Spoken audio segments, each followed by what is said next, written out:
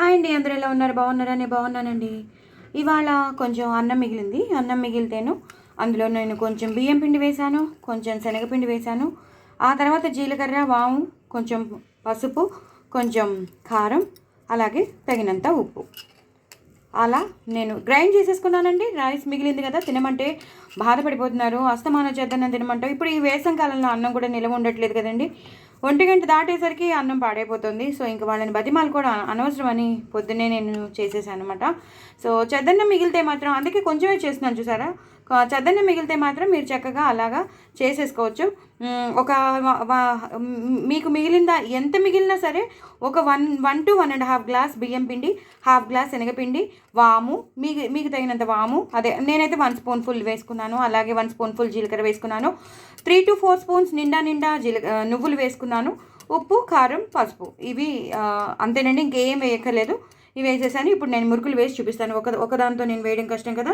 So ఇది నేను ఇందులో పెట్టేసుకుంటాను. దీంట్లో పెట్టేసుకుని నేను చేసేస్తాను. చేసేటప్పుడు మీకు మళ్ళీ చూపిస్తాను. చూసారు కదండి, ఇలా వేసేసుకున్నాను నేను. చాలా ఈజీగా వచ్చేస్తాయి, అసలు మీరు కష్టపడక్కర్లేదన్నమాట. అంత ఈజీగా వచ్చేస్తాయండి. నేను తీసుకున్నది చిన్న బాండీ కాబట్టి ఇన్నే పట్టాయి. నేను ఈ రెండే వేసి ఉండాల్సింది. సో అది ఈ మాట నుంచి ఏం చేస్తానంటే, ఇవే కొంచెం పెద్ద వేసేస్తే మూడోది వేయను. ఇలా వచ్చేస్తాయండి. కొంచెం మీడియంలో పెట్టుకోండి, మరీ హైలో పెట్టుకోకండి. కానీ చాలా చాలా టేస్టీగా ఉంటాయి, నిజంగా చెప్తున్నాను. చాలా క్రిస్పీగా ఉంటాయి. ఎప్పుడైనా చెద్దన్నం మిగిలితే మాత్రం వాళ్ళని వీళ్ళని అడుక్కోకండి తినమని. మనం ఎలాగో తినేస్తాం ఆడవాళ్ళం. బట్ ఇంకోసారి ఇప్పుడు పిల్లలు తినమన్నా, ఎవరు తినమన్నా అంటే అన్నం కూడా ఉండట్లేదు కదా, వేసవి కాలంలో పాడైపోతుంది. దాన్ని యూటిలైజ్ చేసుకోవాలంటే మాత్రం దిస్ ఈజ్ ది బెస్ట్ అండి. ఇటు స్నాక్ వచ్చేస్తుంది మనకి, ఇలా ఖర్చు కూడా అయిపోతుంది. చాలా చాలా బాగుంటాయండి. చక్కగా నువ్వులు ఎక్కువ వేసుకోండి. నేను కొంచెం నువ్వులు వేసుకున్నాను, ఉప్పు వేసుకున్నాను, తగినంత అన్నీ వేసుకున్నానని చెప్పేశాను కదా. సో ఇలా వేసేసుకోండి. నెయ్యి వేసుకున్నాను. అంత పిండి అంతా అయిపోయాక కొంచెం నెయ్యి వేసేసుకుని మళ్ళీ ఒకసారి కలిపేశాను. అదే చెప్పాలనుకున్నాను. ఏంటా అనుకుంటున్నాను, ఈ మధ్య మతిమరిపోస్తుందండి.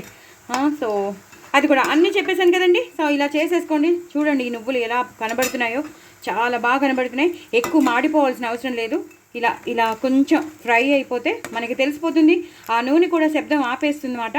ఇలా గట్టిగా గల్గల్మని అయిపోతుంది కదా, ఆ గల్గల్ అయిపోగానే తీసేయచ్చండి. నా ఛానల్ని సబ్స్క్రైబ్ చేసుకోండి, సపోర్ట్ చేయండి. ఇంకో నలుగురికి షేర్ చేయండి. నేను రకరకాలు పంపిస్తున్నాను, ఎవరూ సబ్స్క్రైబ్ చేసుకోవట్లేదు. ప్లీజ్ సబ్స్క్రైబ్ చేసుకోండి. ఎంతో కష్టపడి చేస్తాను, కళ్ళల్లో పడతాయి, చేతులు కాలుతున్నాయి. బట్ ఆల్సో ఎవరూ సబ్స్క్రైబ్ చేసుకోవట్లేదండి. ప్లీజ్ సబ్స్క్రైబ్ చేసుకోండి.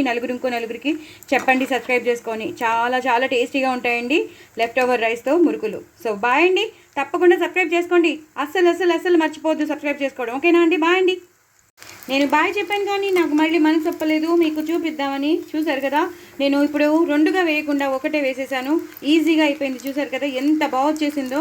సో ఇలా మీరు చేసేసుకోండి. ఎప్పుడైనా లెఫ్ట్ ఓవర్ రైస్ ఉంటే మాత్రం ఎవరిని అడగండి. మీరు తినగలిగినంత తినేస్తే, ఇంకా మిగిలిపోతే మాత్రం, ఇప్పుడు ఈ కుక్కలు కూడా తినట్లేదు, కుక్కలకు పెడుతుంటే కూడా అవి కూడా తినట్లేదు కదా. సో మనం హ్యాపీగా యూటిలైజ్ చేసేసుకోవచ్చండి. అప్పటికప్పుడు మనం కలిపేసుకోవచ్చు, చేసేసుకోవచ్చు. 2-3 రోజులు ఉంటాయి కాబట్టి ఖతం అయిపోతాయి.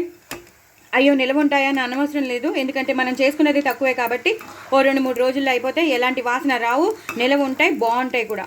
సో డూ ట్రై ఇట్ అండి. ఇలా చేసేసుకోండి. చాలా హ్యాపీగా, చాలా పిల్లలు ఇంట్రెస్టింగ్గా తింటారు. ఇప్పుడు హాలిడేస్ కూడా కదా. సో ఇలా ఇన్స్టెంట్గా చేసి పెట్టేసేయండి. అసలు ఎవరు నంబరు మీరు లెఫ్ట్ ఓవర్ రైస్తో చేశారని. అంత బాగుంటాయండి, చాలా క్రిస్పీగా వచ్చేస్తున్నాయి. డూ ట్రై ఇట్ అండి. నా ఛానల్ని సబ్స్క్రైబ్ చేసుకోవడం అస్సలు మర్చిపోవద్దండి. బాయ్ అండి.